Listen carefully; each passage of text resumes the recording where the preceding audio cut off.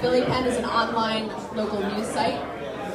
We publish original content and also share the best of everything else everybody else publishes in Philadelphia. BillyPenn.com, or you can subscribe to our daily newsletter, which gives you a recap of the day. You just read it quickly, know what went on in Philly. That's all right. Well, people will pay attention when we start talking about interesting stuff. Now we're about to give a Mercedes Benz away or BMW. Right, a car giveaway may exist at some point this evening. Possibly, I hear. Hearsay. Works every time. So again, my name is Danya Henninger. I'm editor at Billy Penn, online local news site. You can sign up for our newsletter at BillyPenn.com. It'll give you a recap of everything you need to know in Philadelphia in about 5 minutes every morning. And also visit our website and follow us on Twitter and Facebook. We also love to host events, so if you guys want to host another event like this, come see me. Today right now I'm going to be chatting with two real estate experts who are going to introduce themselves very briefly. Can you tell me just your name and what you do here in Philly? How is everybody? Good. So the group in the back, I am about to give an S7 Audi away. And if you don't hear your name announced, you don't win it. So my name is Jeremy Bowers. I'm a partner in a Keller Williams Philly office downtown off of Broad Street. And I grew up in Punxsutawney, so I bet no one in this room knows anybody from Punxsutawney. So I'm your first person. Bill Murray? Groundhog. Close, a raccoon. It looks very close. Yeah, I got you. It's all good. So anyways, manage that office, partner in that office. We're selling houses down there. We have a real estate investment company for rentals and flips. And pretty much it for what I do for work.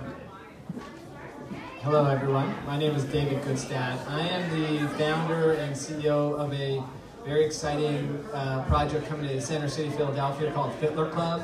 I don't know if everyone in this room is familiar with it.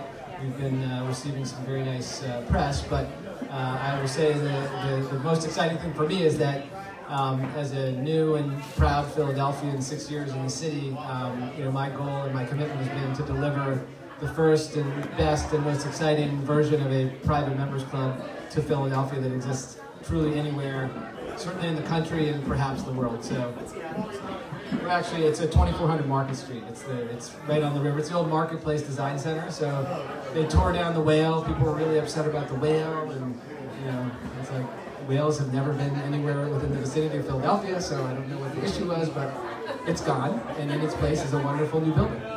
Right, change is inevitable when we're talking about neighborhood development. There for a long time, and so people had an attachment to it, and that's kind of what happens with neighborhoods, which is going to be part of the issues we discussed tonight. So it seems like, what's Philadelphia's next hot neighborhood? I mean, can we pick 5 of them? It seems like things are going crazy right now. And like Inga Saffron had a story in the paper. Inga Saffron is the Inquirer's architecture critic, had a story in the paper today, I think, about developers who are trying to stay a step ahead of gentrification, and they can't, it's hard to do it. It's just happening so quickly. But the question that I want to address here is, what drives that? Is it, it's kind of a chicken and the egg situation. Like, it's a hot neighborhood, so people want to go there, but what makes it a hot neighborhood so people want to go there? So what comes first? And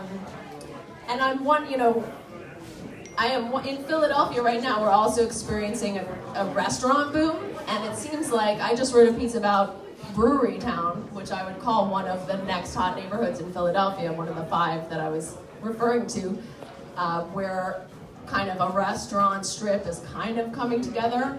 I wonder if, do you have thoughts about what needs to happen in a neighborhood in order for developers to want to be there?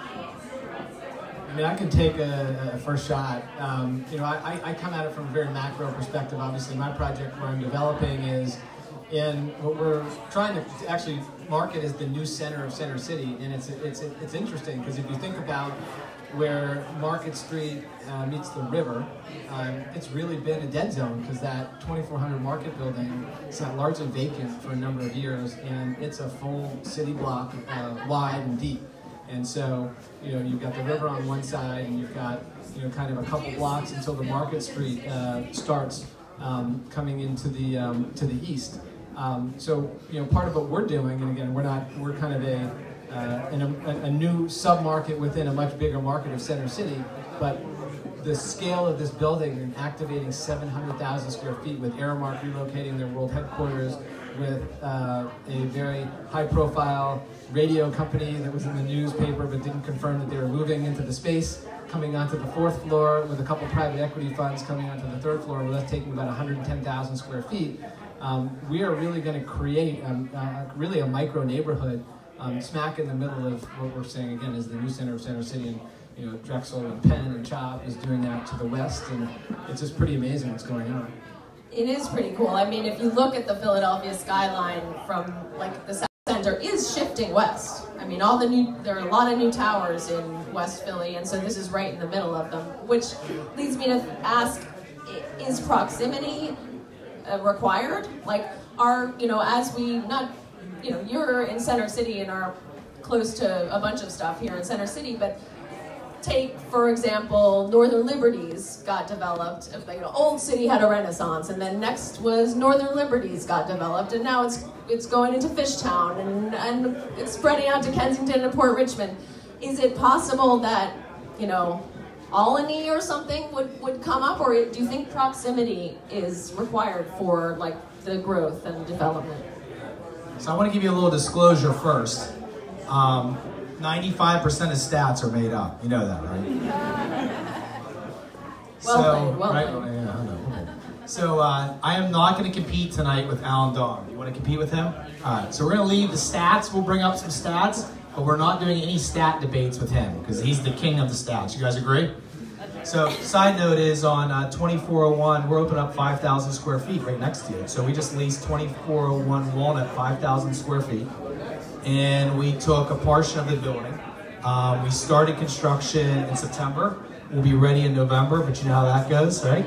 But we'll be there with our office with about 60 to 80 desks in that office, so we go talk.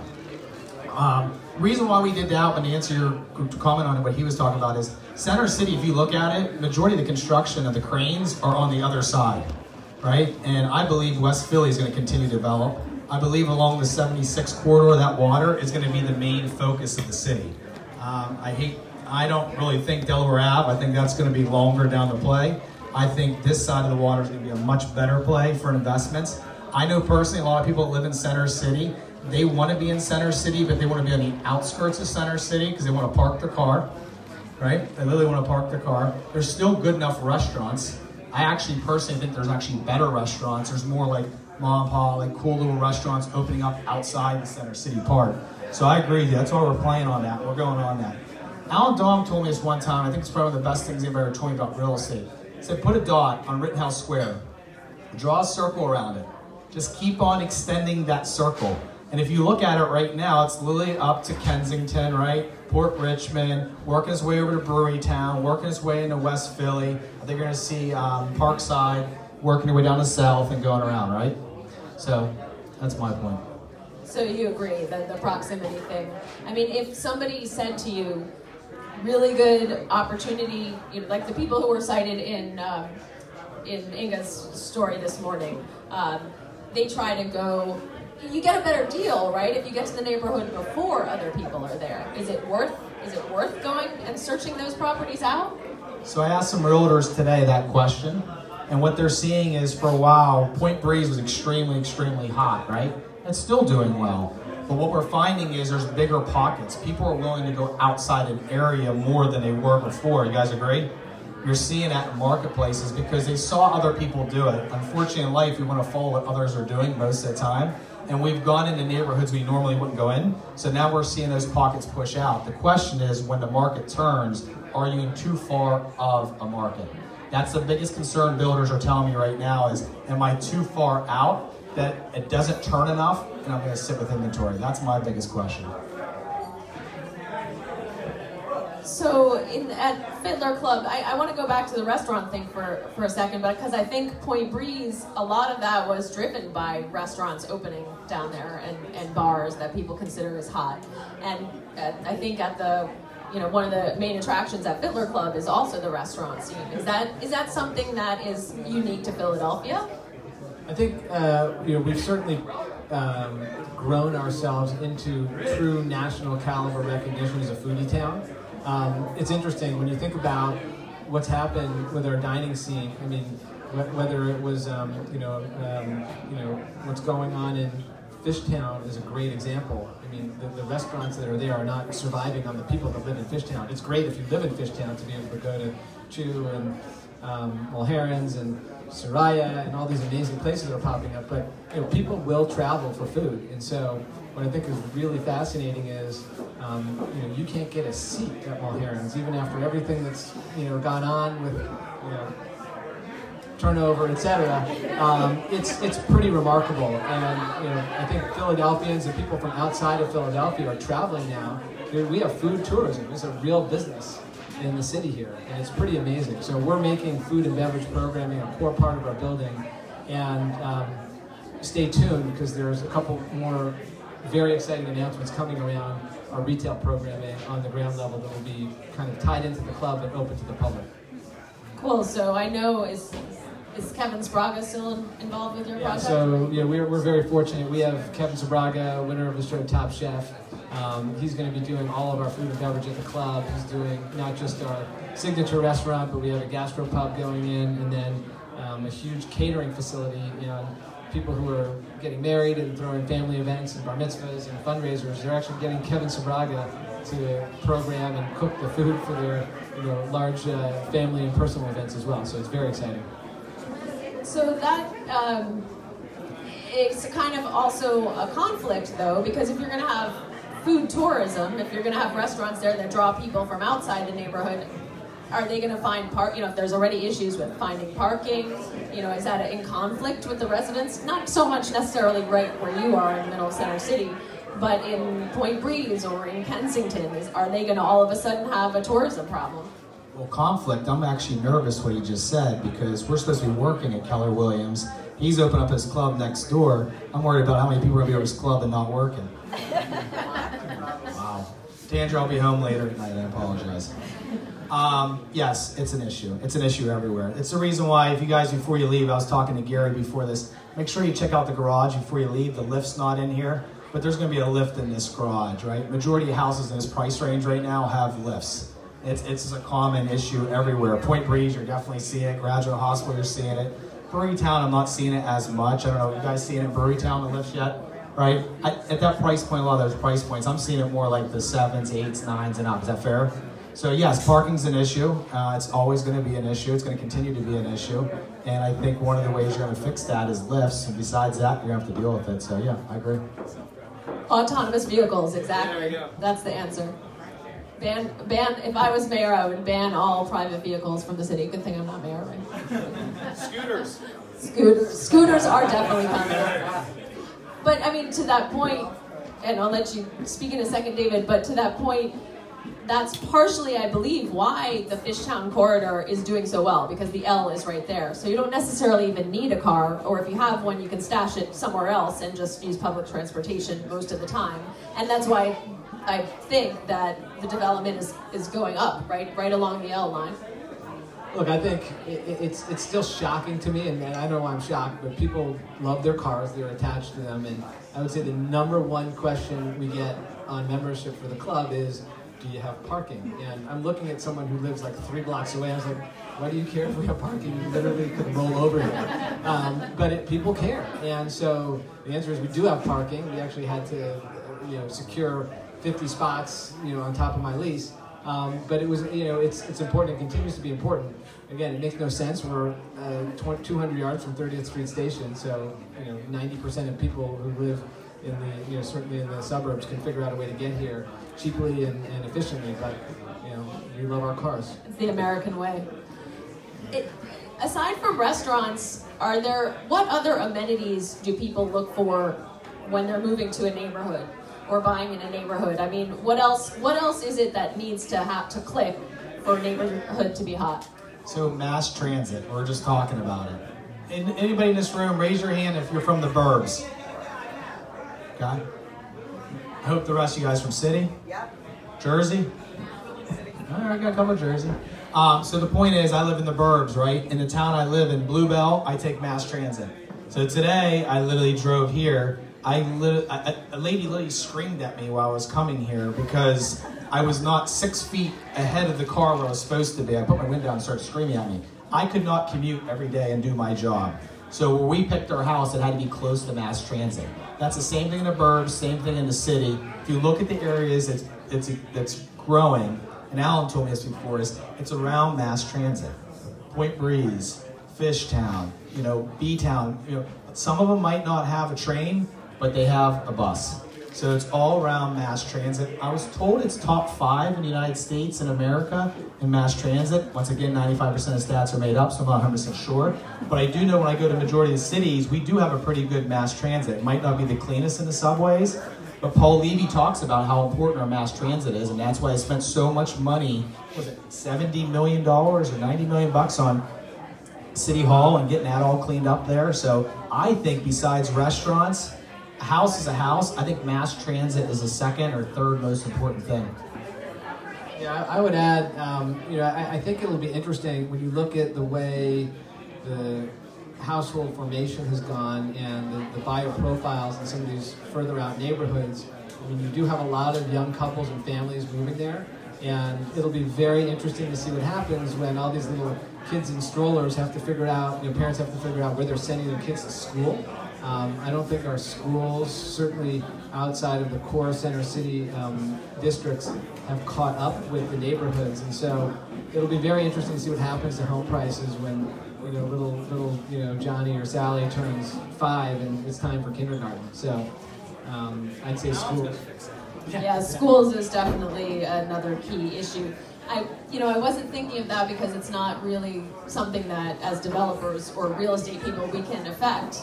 But it's certainly something that is a selling point when you're buying a house or offering a house.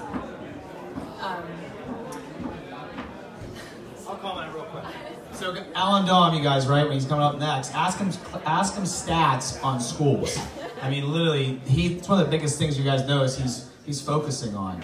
Why do I live in the burbs? Probably because of schools, and I also have some help with my daughter out there. But if you look at the areas in the city with the school district, it's really good. They do well, and if not, they're sending them to private school. Like the guy that's one of my partners, he lives in Graduate Hospital. His kids go to private school. And it's a big issue we have with the public sector right now for the schools. So I think if anybody can clean it up or improve it, it's him. I think he's doing a wonderful job already. I'm going to be interesting to see what he says, update stat-wise, what he's finding in schools. Because in the burbs, it's very, very important. Just in the city, some people just deal with it for now, but hopefully it catches up. Alan's not up for election until next year, so that plug, we'll accept that plug. I just want to ask everyone to think of your own questions, because in a minute I'm going to ask if the audience has any questions. The one point I wanted to bring up is it's food related, but grocery stores and supermarkets are obviously another amenity that people move to neighborhoods in order to have access to, or want them there when they move there. And I think I read in Plan Philly yesterday that there have been 56 new supermarkets opened in the past 3 years in Philadelphia. And the article kind of said, oh, the boom is over, but I'm not convinced. I mean, I think there's room for more. Oh, it's crazy. I mean, we live in the Fitler Square area, hence the name Fitler Club, even though technically we're kind of branded, we're extending the neighborhood to Market Street. But just within our neighborhood alone, kind of if you look over the Parkway, you had the new Whole Foods, you had the Sprouts opening up on Washington. On JFK, there's going to be a huge new Acme going in on the river. I mean, within Center City alone, and the Target replaced where the old Whole Foods was. I mean, it's pretty amazing what's going on, and that's just in a half mile, mile radius in the heart of the city. And of course, Wawa is coming back to the city in a big way. So if you get your Wawa, if you have your Wawa, then you're set. I mean, can you consider that there's a Wawa now on Broad and Walnut, One's about to open at 13th and Chestnut, and then 12th and Market in the new East Market development is also going to have a Wawa. That's like 3 within 3 blocks. Better than CVS's. Better than CVS's. That's the #1 Wawa of all the Wawas on Broad and Walnut. Yep. That's #1 that doesn't have a gas station. And this is the same company that pulled out a couple years ago, and it came back. It's #1. It's crushing. It went where the Robinson luggage was, right? Yep. Yeah, exactly. Did anyone think of a question as of yet for our audience? Sure. I'm going to come over and. Hi, so I'm a realtor. A lot of my clients, I am working a lot in the Point Breeze and the Northern Liberties area, and a lot of my clients are coming from the burbs, you know, if they're young professionals, it's their first job and things like that. A lot of the appeal, other than, you know, pricing and stuff like that, is that those neighborhoods still feel neighborly and neighborhood-like, rather than Center City where it does feel, you know, all those high-rises, like putting them in that so soon is kind of like a harsh adjustment. With the development, do you see that neighborhood feel still staying, or do you see it kind of becoming more like Center City?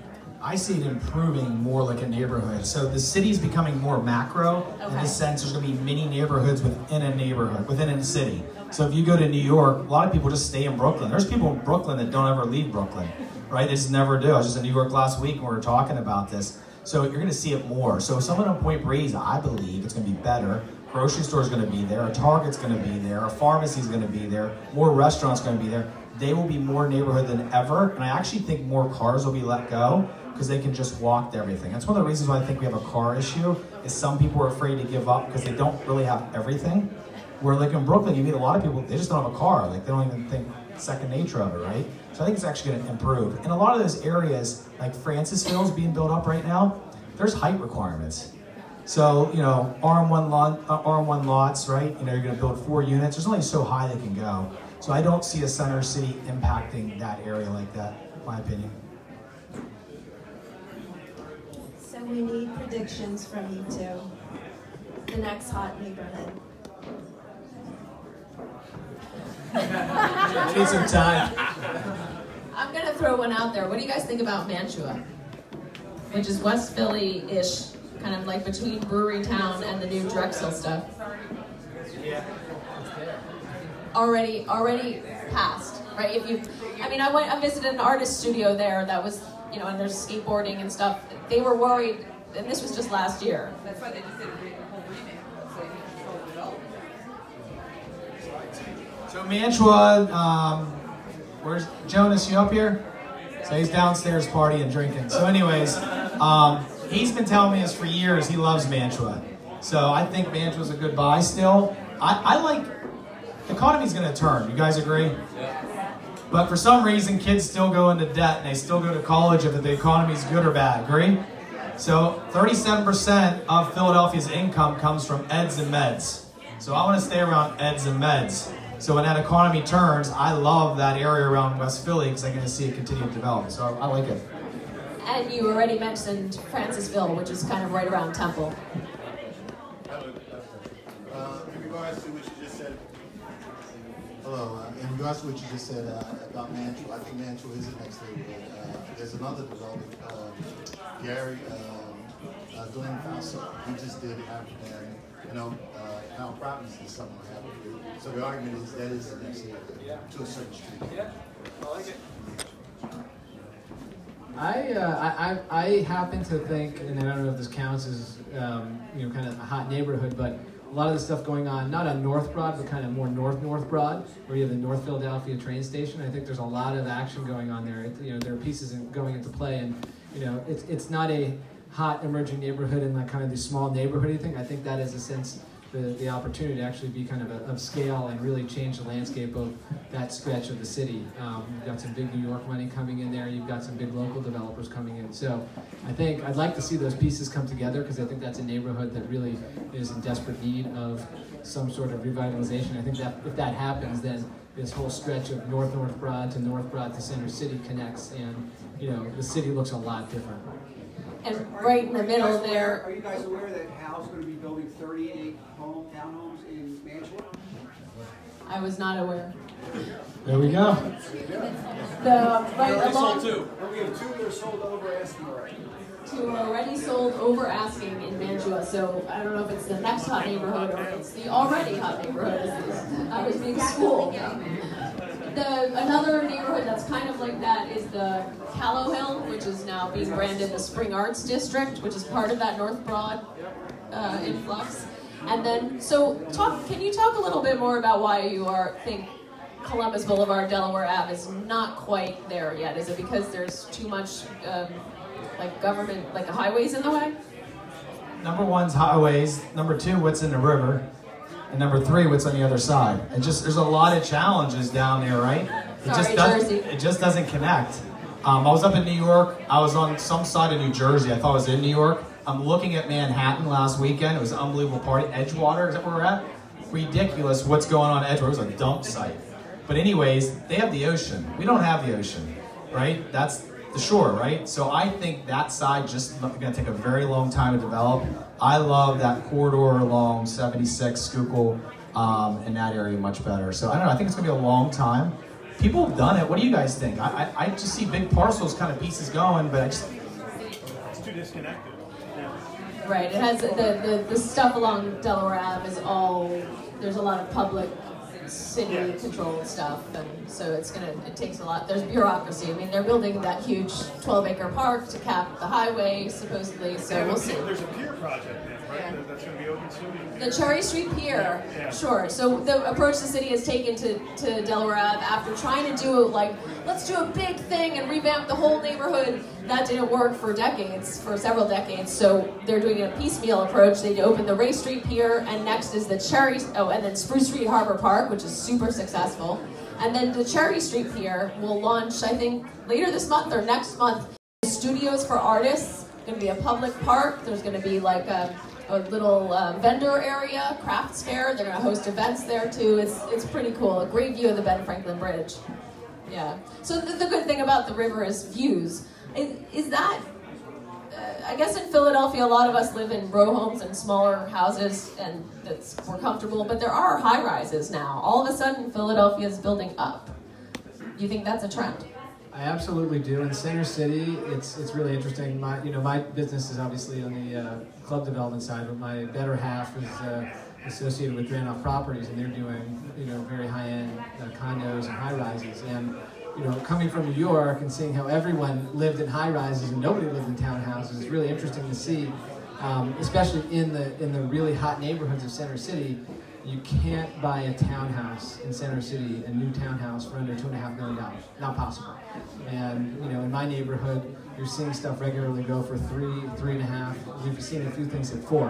And you start to look at things on a per square foot basis, and the cost of converting your 4,500 square foot townhouse into usable space, which is maybe 3,000 square feet, but you don't need to have a gym in your house if you're in a high rise.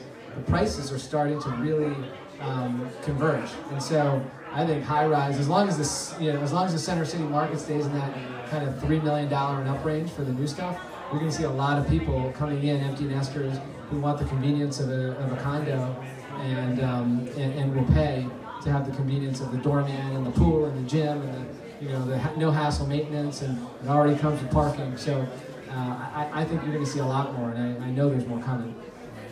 So Dranoff and some of the other condo builders in the city, what they're telling me is people are knocking down walls and making their units bigger, right? You guys know that, right? Like along the water, that was Dranoff, wasn't it? Yeah. So I asked the question to the one lady who was running it, and she said 3 bedrooms were one of the most popular ones. Like the bigger units did better, where over at FMC, you guys know that building?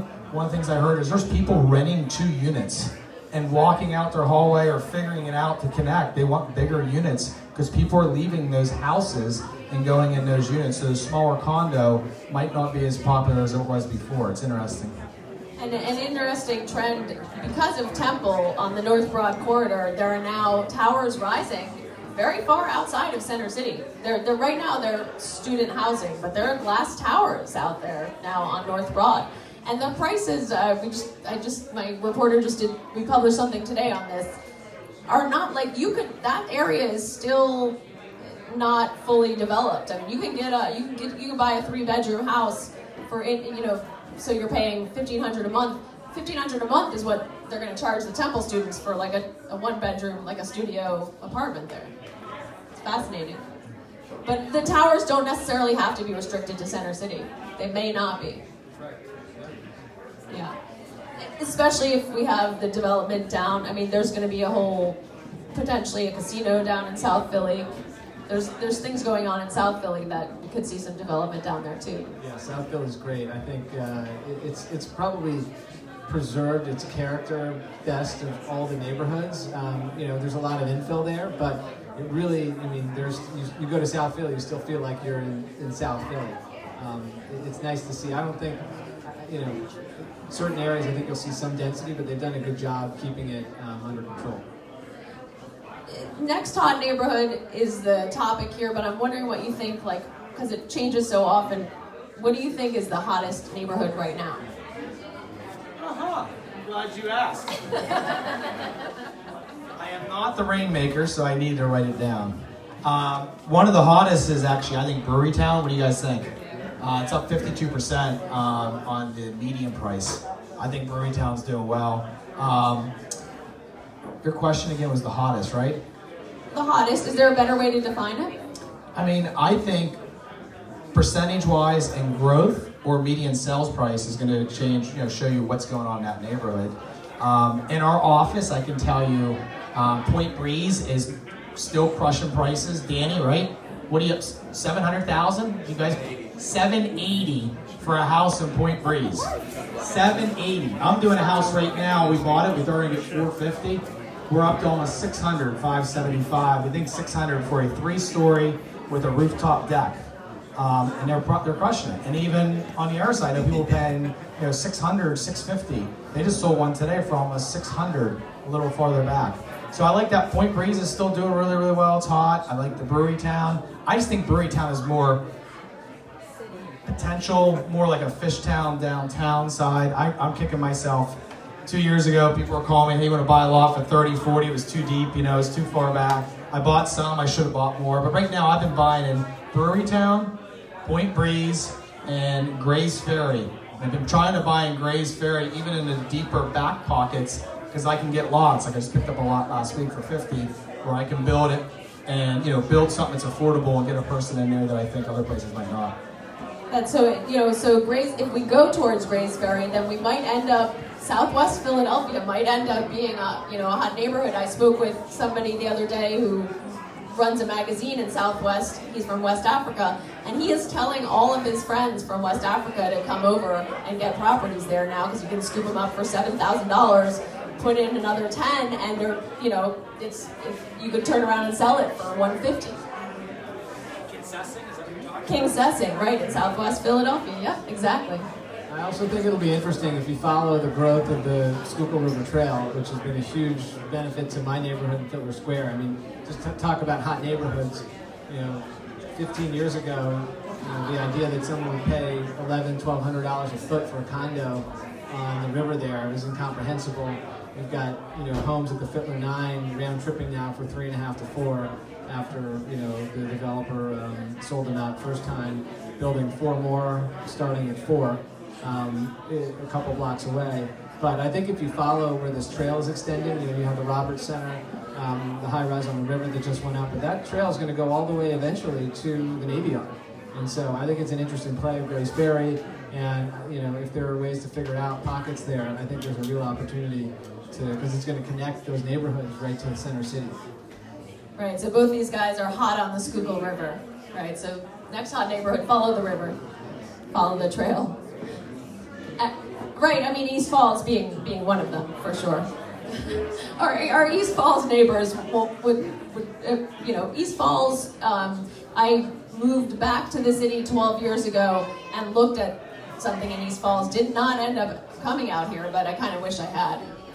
But it was just starting. I couldn't tell that it was going to be so cool. I think at this point we are going to take a break. And we're going to come back with another panel in about half an hour. Thank you so much. All right, there's an ice luge downstairs if you want to get in. Gary Jones has got an ice luge if you want. Ice luge alert.